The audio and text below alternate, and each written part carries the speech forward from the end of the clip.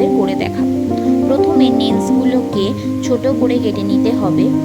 তারপরে একটি পুশারের সাহায্যে কিউটিকল পুশ করে নিতে হবে। তারপর কিউটিকল কাট করে নিতে হবে, কিন্তু আমার ক্লায়েন্ট চাইনি, তাই আমি ওটি স্কিপ করেছি।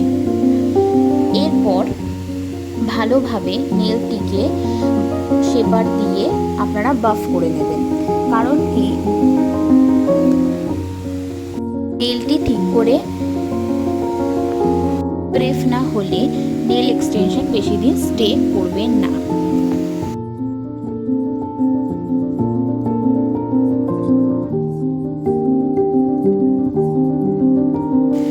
এরপর নেলসে সাইজ ঠিক করে নিয়ে গ্লু দিয়ে সেটাকে আটকে দেবেন। তারপর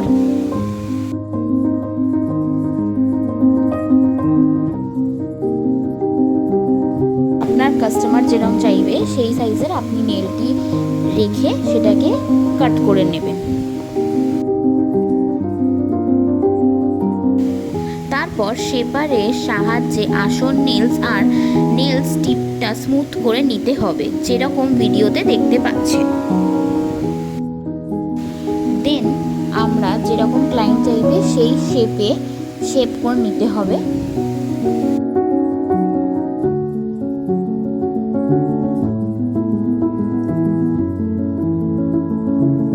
আজকের এক্সটেনশনটা অ্যাক্রিলিক এক্সটেনশন হচ্ছে, তাই অ্যাক্রিলিক পাউডার দিয়ে আমরা এক্সটেনশনটা করে নেব।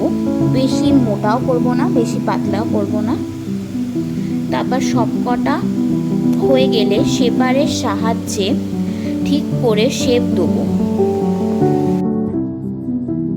দেন বেস কোট দিয়ে তারপরে নিউড পিঙ্ক কালারের জেল পলিশ অ্যাপ্লাই করেছি আমি 2 কোটের। তারপরে আমি রিং ফিঙ্গারে একটা ফ্লাওয়ারের আর্ট করেছি।